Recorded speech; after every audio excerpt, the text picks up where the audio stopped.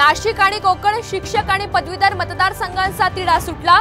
नाशिकमधून राजेंद्र विखे यांची माघार, गुळवे विरुद्ध दराडे सामना होणार, तर कोकण पदवीधर मतदारसंघामध्ये रमेश कीर आणि निरंजन डावखरे यांच्यामध्ये थेट लढत।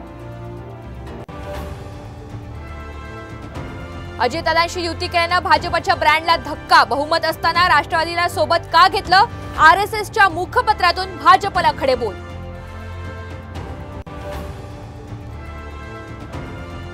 वेळीच निर्णय घेतला नाही तर उपचार बंद करेन, जरांगे यांचा सरकारला इशारा। तर जरांगेंच्या मागण्यांवर सरकार काम करतंय, त्यांनी उपोषण स्थगित करावं, फडणवीस यांची विनंती।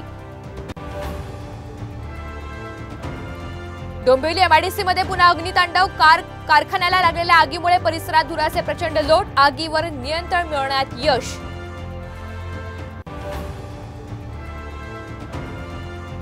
डोंबिवली एमआयडीसी मधून मुख्यमंत्री शिंदेंना हप्ते जातात का हे तपासा, आगीच्या घटनेनंतर संजय राऊतांचा गंभीर आरोप।